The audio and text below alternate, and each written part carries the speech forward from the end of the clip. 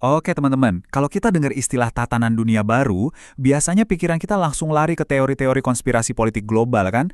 Tapi, dalam pembahasan kita kali ini, kita bakal kupas makna yang sama sekali beda. Makna yang jauh lebih personal dan, ya, jauh lebih spiritual. Nah, ini dia pertanyaan kuncinya. Coba kita pikirin bareng-bareng. Gimana kalau tatanan dunia baru itu ternyata bukan soal politik dunia, tapi soal riset total jiwa kita sebagai manusia? Ini kerangka berpikir yang bakal kita pakai buat ngebongkar semuanya. Oke, sebelum kita ngomongin tatanan yang baru, kita mesti jujur dulu ngelihat tatanan yang lama, dunia yang sekarang kita tinggalin. Menurut perspektif ini, dunia kita sekarang ini logikanya udah jungkir balik. Jadi, akar masalahnya apa? Nah, disebutnya itu monumen kebanggaan manusia. Konsepnya sebenarnya simpel, tapi dalam banget. Ini tuh soal segala sesuatu ciptaan Tuhan yang karena ego kita, malah kita jadiin Tuhan baru. Kita jadi nyembah ciptaannya, bukan penciptanya. Dan Tuhan-Tuhan palsu ini wujudnya ada 3 yang sering disebut 3K. Kekuasaan, kesaktian, sama kekayaan. Di dunia yang terbalik ini, ngejar 3 hal inilah yang jadi tujuan hidup paling utama. Pokoknya, hidup itu ya buat dapetin 3 hal ini. Titik.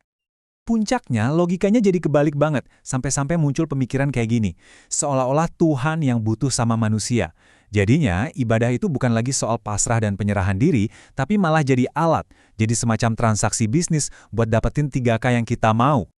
Terus akibatnya apa? Ya ini, logikanya jadi kacau. Kita ngerasa semua pencapaian itu hasil jerih payah kita, padahal dalam realitas ilahi, semua itu malah jadi utang spiritual.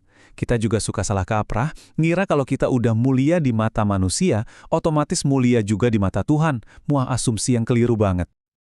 Oke, kalau dunianya udah kebalik begini, gimana cara benerinnya? Nah, disinilah konsep kiamat masuk. Tapi artinya beda banget dari yang mungkin kita bayangin selama ini. Jadi, poin pentingnya di sini, lupakan dulu gambaran kiamat yang menghancurkan alam semesta dan seisinya. Bukan itu. Kiamat yang dimaksud di sini adalah kehancuran yang sasarannya spesifik banget. Cuma satu hal, yaitu kesombongan dan kebanggaan manusia.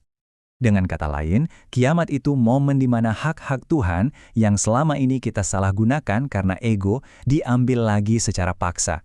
Jadi ini bukan penghancuran yang asal-asalan ya, ini lebih kayak koreksi besar-besaran buat meluruskan lagi apa yang udah bengkok.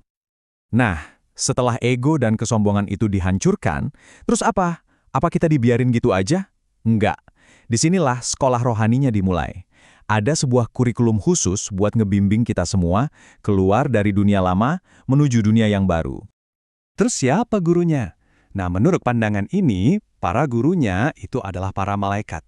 Misi mereka itu buat ngajarin kita apa sih artinya mengesahkan Tuhan yang sesungguhnya. Dan ini penting banget nih. Mereka juga ngajarin kalau ibadah itu ya buat kebaikan kita sendiri, bukan buat Tuhan. Yang menariknya, pendidikan ini ada 2 jalur. Sebagian dari kita yang masih hidup bakal dididik di alam nyata. Nah, sisanya bakal dapat pelajaran yang sama nanti setelah meninggal di alam fana. Intinya apa? Semua kebagian. Gak ada yang ketinggalan. Adil banget kan? Oke, semua udah ikut pendidikan ini. Terus hasilnya apa? Nah, inilah buahnya. Tatanan dunia baru. Sebuah realitas di mana cara mainnya beda total dari yang lama. Perubahan paling dasarnya bisa kita lihat di sini. Kalau di dunia lama kita ngerasa setiap pencapaian itu adalah utang, di dunia baru ini semua itu adalah pemberian, murni berkah. Rasanya pasti beda banget kan? Hubungan kita sama Tuhan bukan lagi soal untung rugi, tapi soal anugerah. Terus gimana nasib 3K tadi? Kekuasaan, kesaktian, kekayaan. Nah, di tatanan baru ini, 3 hal itu bukan lagi jadi tujuan utama yang dikejar-kejar mati-matian. Mereka turun pangkat, jadi cuma sekedar alat, cuma sarana buat kita hidup lebih bermakna. Tentu aja, dunia baru ya berarti butuh manusianya yang baru juga dong.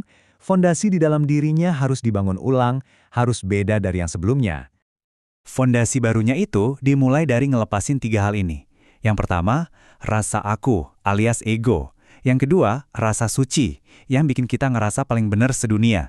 Dan yang terakhir, rasa minta puji atau gila sanjungan. 3 hal ini harus dilepas. Nah, setelah 3 hal tadi dilepas, gantinya apa?